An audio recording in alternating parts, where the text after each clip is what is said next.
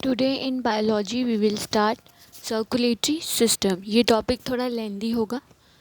सो circulatory system क्या होता है? जो हमारे बॉडी फ्लूइड्स हैं उनका जो पूरा ट्रांसपोर्ट होता है, सर्कुलेशन होता है हमारी बॉडी में, उसी को हम बोलते हैं सर्कुलेशन ऑफ बॉडी फ्लूइड्स, यानी कि सर्कुलेटरी सिस्टम। जैसे कि ब्लड है, वो अभी सर्कुलेट होगा पूरी बॉडी में, तो वो किस तरीके से होगा, उसके लिए एक प्रॉपर सिस्टम चाहिए, that is known as circulatory system. अब सर्कुलेटरी सिस्टम भी टू टाइप्स के होते हैं, और एक ओपन सर्कुलेटरी सिस्टम और क्लोज सर्कुलेटरी सिस्टम। इसके बारे में मैंने आपको तब पढ़ाया था जब हम एनिमल किंगडम कर रहे थे, जिसमें हमने किंगडम क्लासिफिकेशन पढ़ा था, एनालिड्स वगैरह। तो वहाँ पे मैंने आपको बताया था कि ओपन सर्कुलेटरी सिस्टम क्या होता है। तो इसमें क्या है, सारे जो ऑर्गन हैं या टिश्यू हैं वो डायरेक्ट कांटेक्ट में होते हैं।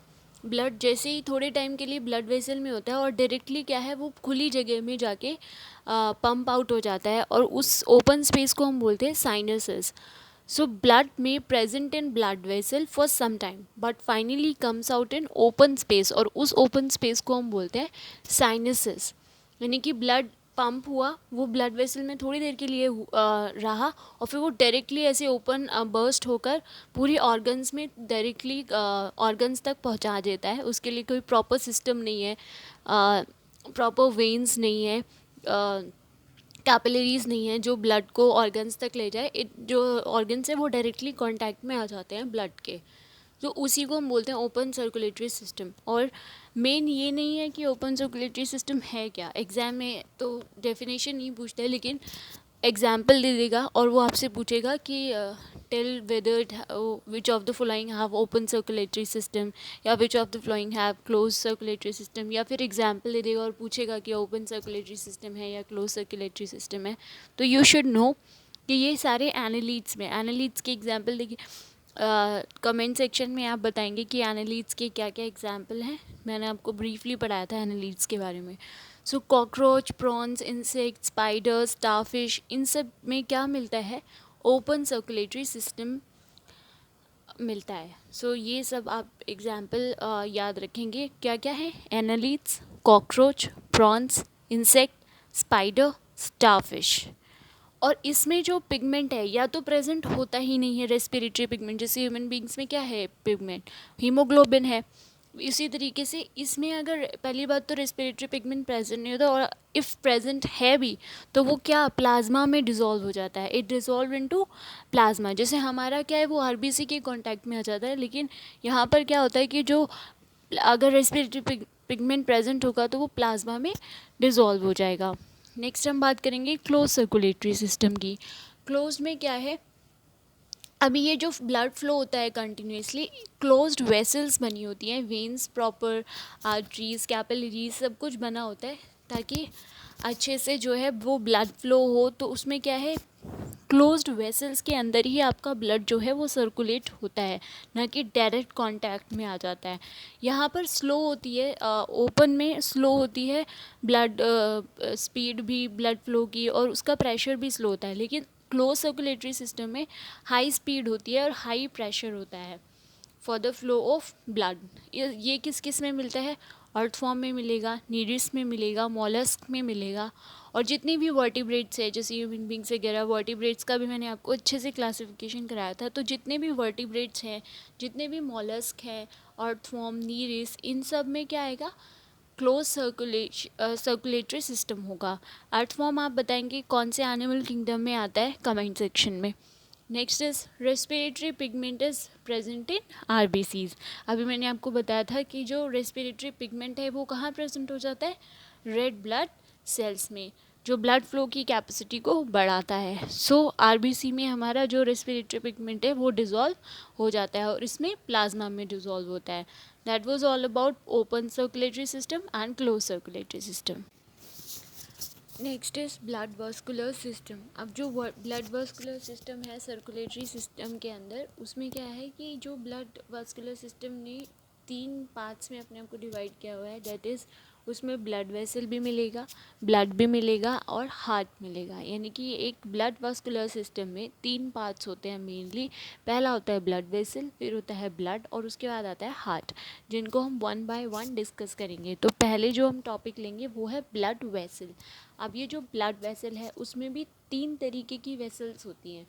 एक होता है आर्टरीज, एक होती है वेन्स, एक होती है कैपिलरीज।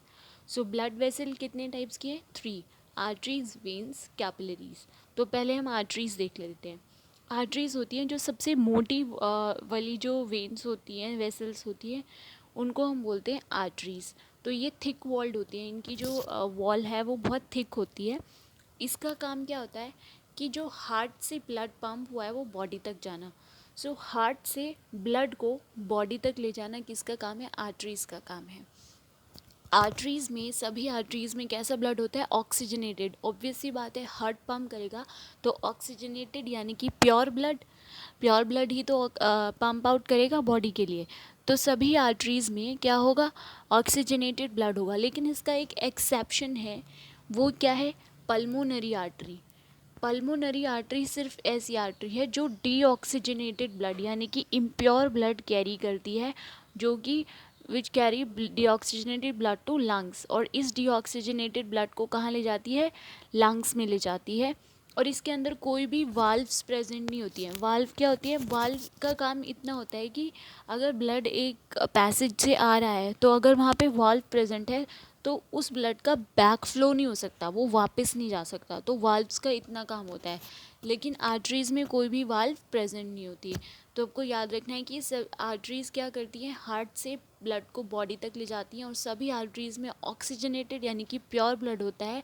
सिर्फ पल्मोनरी आर्टरी में इम्प्योर ब्लड होता है, जो क्या करता है? उस ब्लड को लंग तक ले जाता है और इसमें वाल्व भी प्रेजेंट नहीं होती है। Next is when.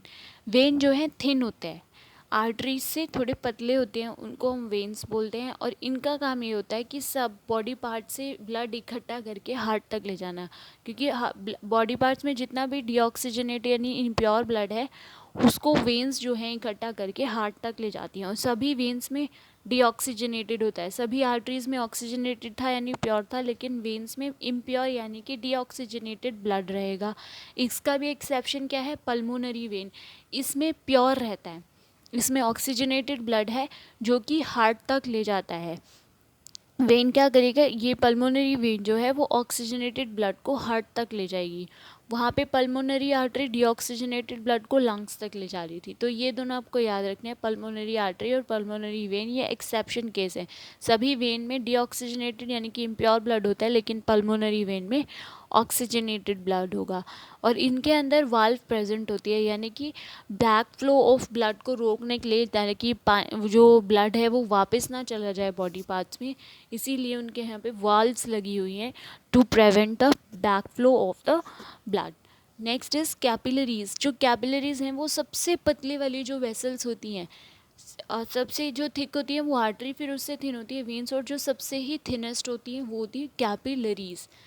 ये ऐसी कैपिलरीज जो वेसल्स हैं जो क्या करती हैं? आर्टरी को वेन से कनेक्ट करने का काम करते हैं। It connects arteries to when.